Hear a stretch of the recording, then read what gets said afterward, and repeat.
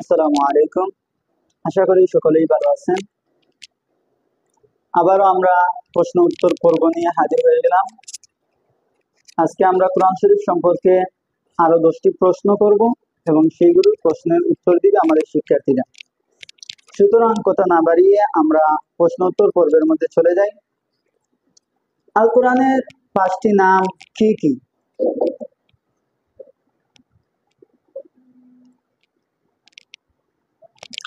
আল কুরআন, আল ফুরকান, আন নূর, আল কিতাবুম মুবিন, হিকমত। উত্তরটি সঠিক হয়েছে। আলহামদুলিল্লাহ। আল কোরআনে রাসূল সাল্লাল্লাহু আলাইহি ওয়াসাল্লামকে রাসূল বলে সম্বোধন করা হয়েছে কতবার? 134 বার। উত্তরটি সঠিক হয়েছে। আলহামদুলিল্লাহ। আল কোরআনে মুহাম্মদ শব্দটি এসেছে কতবার?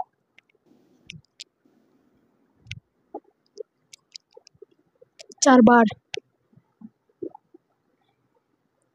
উত্তরটি সঠিক হয়েছে। আলহামদুলিল্লাহ। আল কোরআনে আহমদ শব্দটি এসেছে কতবার?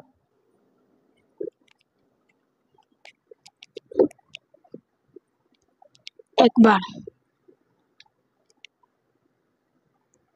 উত্তরটি সঠিক হয়েছে। আলহামদুলিল্লাহ। প্রধান ওহী লেখক সাহাবীর নাম কি? হযরত যায়েদ বিন সাবিত রাদিয়াল্লাহু তাআলা আনহু। উত্তরটি সঠিক হয়েছে। আলহামদুলিল্লাহ।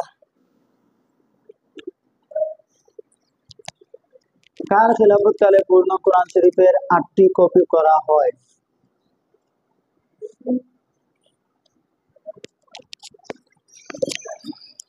হযরত উসমান রাদিয়াল্লাহু আনহু। হযরত উসমান রাদিয়াল্লাহু আনহু এর খেলাফতকালে। উত্তরটি সঠিক হয়েছে। আলহামদুলিল্লাহ। কোরআন শরীফে রুহুল কুদুস বা রুহুল আমিন বলা হয়েছে কাকে?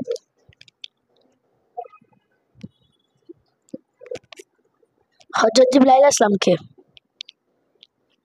উত্তরটি সঠিক হয়েছে। আলহামদুলিল্লাহ। কত হিজরিতে কোরআন শরীফের বরকত যুক্ত করা হয়?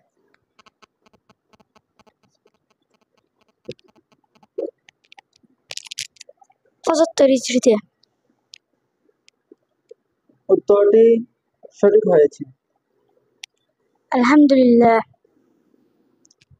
আল কোরআন কোন ভাষায় অবতীর্ণ হয়েছে?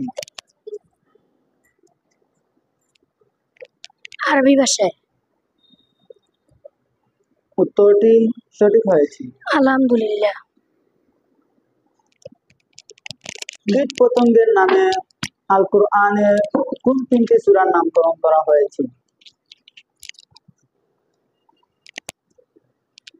সূরা নাহল, সূরা নামল, সূরা আনকাবুত। নাহল শব্দের অর্থ মৌমাছি। নামল শব্দের অর্থ পিঁপড়া। আনকাবুত শব্দের অর্থ মাকড়সা। উত্তরটি সঠিক হয়েছে। আলহামদুলিল্লাহ।